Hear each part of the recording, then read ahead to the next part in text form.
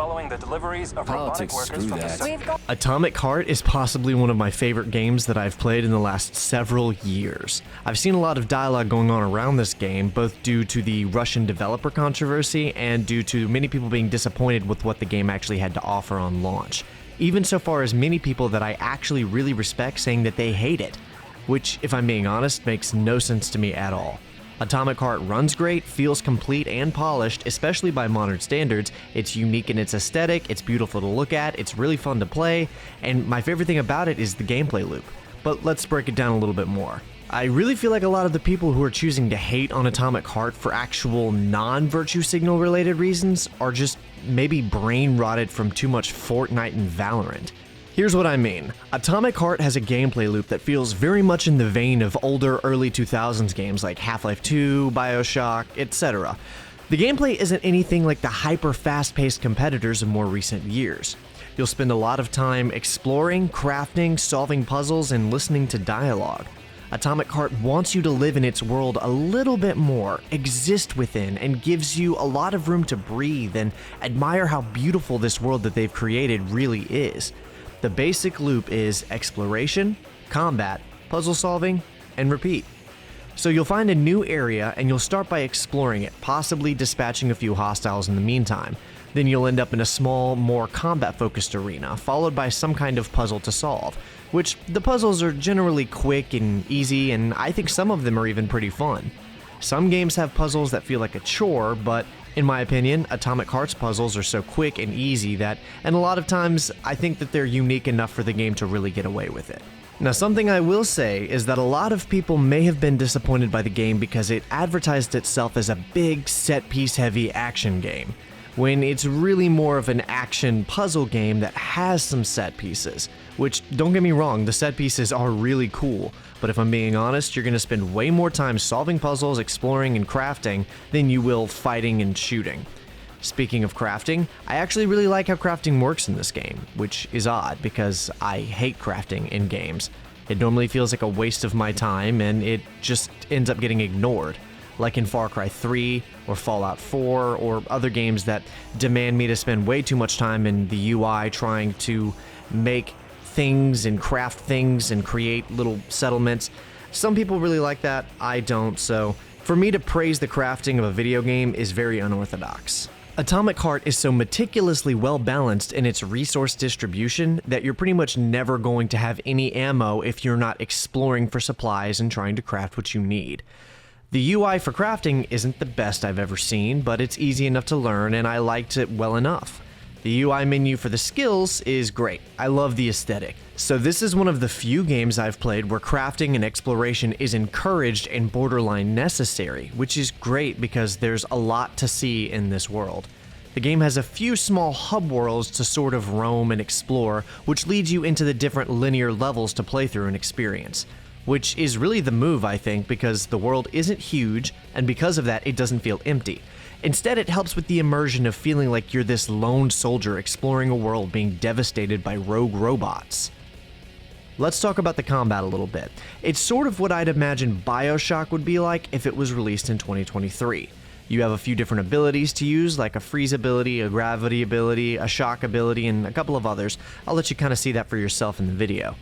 These abilities function about how you think they do if you've played BioShock, and that's mixed with some satisfying gunplay. Ammo is scarce, but the guns feel punchy enough. Shooting big robots feels about how you'd expect. There is some interesting thought put into having to swap it between utilizing these energy weapons that don't need ammo, but overheat and need literal real-world minutes to recharge, and then kind of juxtaposing that with the projectile weapons where you have limited ammo, but you can craft it and find it throughout the world. Of course, there's always the melee combat as well, which this game relies heavily on and promoted a good bit throughout the marketing of this game. Which probably wasn't a very good idea because the melee combat isn't super good. Like, maybe it's just me, but when I play a game with melee combat, I want to get up in there and button mash. I want to feel like I'm busting open the circuits of a robot, but doing that will a lot of times get you killed. You instead have to dodge one of their attacks, hit them once or twice, jump back, and repeat.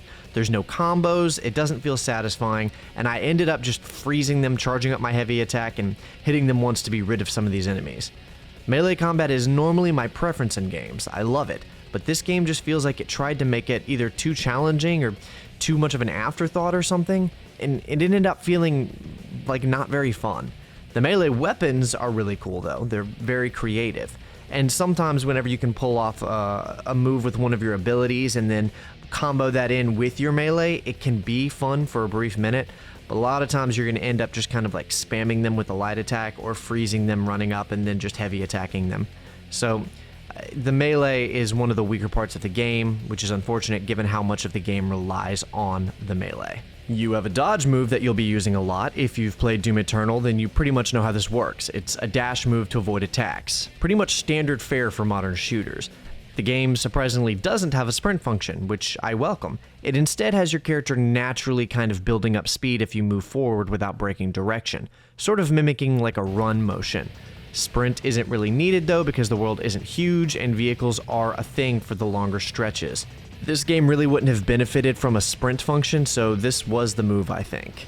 It's a little bland overall at first, but once you unlock a lot of the abilities and you're swapping between different things to take on hordes of enemies, the game becomes immensely more fun and rewarding to play. The feeling of lifting a bunch of robots into the air, shooting them with a shotgun while they're suspended, and then slamming them back down onto the ground is a certain kind of satisfying. Now let's talk about the story, kind of. I'm gonna go out of my way not to spoil anything here, so I'll be brief and just touch on some of the things throughout the game and give my thoughts on it. The main character, Sergey, is actually really funny. I previously expressed concern about him being unlikable because of how mean he was being to his glove and how overly sassy he tends to be, but I have good news. He ends up becoming much nicer to the glove and his sass becomes far more tolerable because it becomes so justified. He expresses an incredibly loyal spirit, but he is also a bit naive. He knows it though, he admits that he doesn't know much about what is happening, however he seems relatably like he's trying to learn. Is this ticket okay?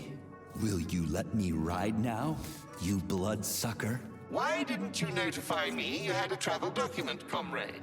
It could speed up the departure of the train. Maybe because I didn't have it back then. Are you saying this isn't your ticket? Riding with someone else's ticket is unworthy of a Soviet citizen. What did you just say? Please do not worry. Having analyzed the situation, I came to the conclusion that you are a law enforcement officer investigating an emergency. It is obvious that you are allowed to travel free of charge under the current circumstances.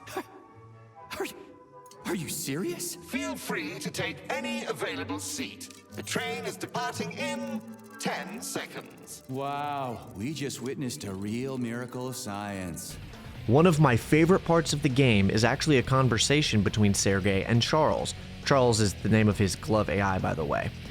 The two discuss the future of the Soviet Union and the potential of what the so-called collective will be like. This collective is a communist utopia where everyone will be happy, everyone will be equal, and everyone will be connected via a neural network, so everyone will be everything.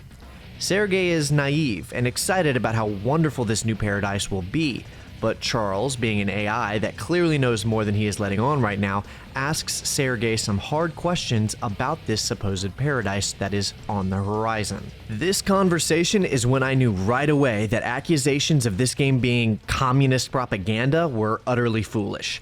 People with lower IQs tend to get flustered by imagery and style because they lack the capacity for abstract thought and reasoning. So when the game used a bunch of hammer and sickle imagery and threw a promotion party with a ton of Soviet aesthetic, they cried out, would this be okay if it was Nazi imagery? Because they don't recognize nuance, just surface level aesthetic. And that is as far as their intellect can comprehend. This game is not communist propaganda. It is intentional communist criticism. In the conversation I was just referencing about the future of the Soviet Union, Sergey tells the skeptical Charles that everyone will be equal in the new collective, to which Charles responds, yes, everyone will be equal, but some will be more equal than others. For those of you who don't know, this is a direct quote from a novel called Animal Farm. Animal Farm is a satire novel by George Orwell, literally written as a criticism of Joseph Stalin's Soviet Union. So just to recap, the supposed communist propaganda game directly quotes one of the most well-known anti-communist novels ever written as a way to criticize the flaws of communism and point out to the naive protagonist how communism can go horribly wrong. But my imagery, my iconography, bruh, let them cook. As I was saying earlier about Sergey, watching the whole world repeatedly get in his way is legitimately hysterical. There were times where things were happening that I expected Sergey to just start screaming in frustration. Are you fucking serious? There have been criticisms about this, suggesting that it's just the devs trying not to be held accountable for their bad gameplay and level design by being self-aware of it. And I get that. I think that there is even some merit to it. But the way it was done is so relatable to me and what I feel like I'm dealing with all of the time in real life that the charm completely validates it for me. I want to talk a little bit about the open world. So, it's not huge, but it is packed. I spent a couple of hours just wandering the open world and finding neat little things in areas constantly. This is wise, I would say, to do at least once so you can gather the weapons and material you need for the game whenever it starts getting a little extra hard later on. You'll want to have done some good work maxing your character and getting your stats up, not to mention finding the weapon schematics to fully realize your optimal arsenal. That being said, this does feel a little more on the filler side of the aisle than on the fun side of the content. Of all of the things this game already took from BioShock, it should have also took the linear-based levels, because that would have allowed it to be really focused on just realizing its level-to-level formula. The areas and complexes are awesome little arenas, but the open-world trekking just feels kind of tiresome more than anything. It is breathtaking to look at, though. Now, you must know there's no way I'm not going to talk about the soundtrack, right? I mean, come on, I'm most known for making the most popular Doom gym mix on YouTube. Obviously, I'm gonna rave about how sick this game's OST is.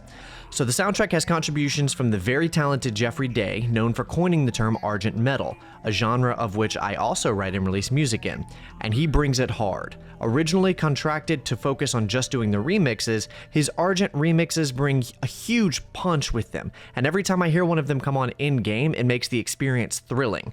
Not to mention his original track he did for the first boss battle, which goes unreasonably hard. There are some other remixes on the soundtrack as well, bringing the recent funk trend to the OST, and I think that those are really flavorful too. They really bring the OST into its own. And yes, Mick Gordon also did a huge chunk of the soundtrack as well, giving Atomic Heart a hugely synthy and robotic feel in its best moments.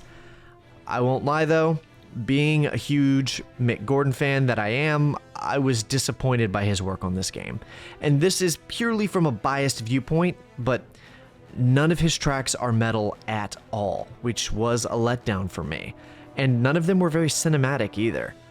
On Twitter, he mentioned that he was interested in working on Atomic Heart because of wanting to play with Soviet-era synthesizers, which he did, but I remember thinking to myself that even his unreleased tracks that got released or leaked from the canceled Doom 4 project went way harder than his Atomic Heart tracks have. All of that being said, I have to say, I do still really like what he did with the music in this game.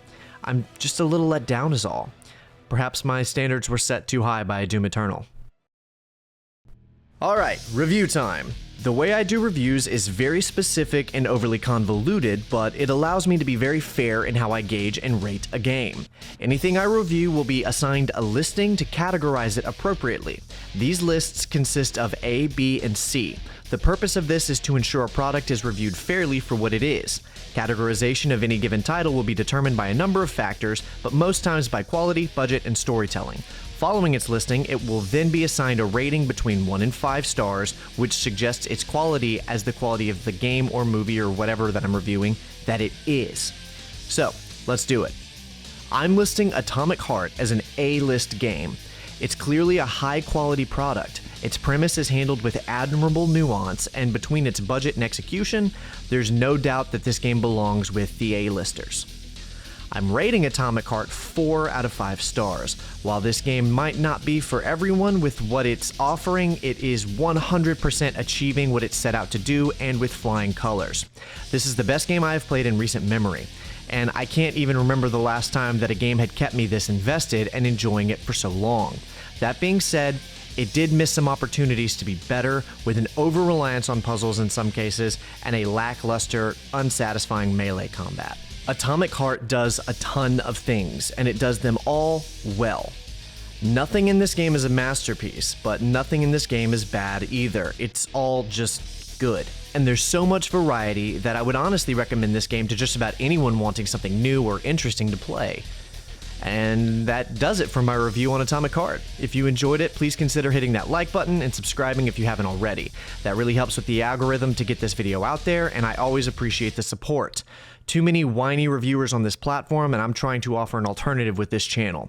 Also, consider checking out my Linktree, where you'll find access to my in-progress graphic novel, Charnel House the 13th Blade, my original Argent metal music under my name, Evan Prince, and of course, merch from the channel if you like that older, edgy, early 2000s video game aesthetic. As always, thanks so much for watching, and I hope to see you in the next video.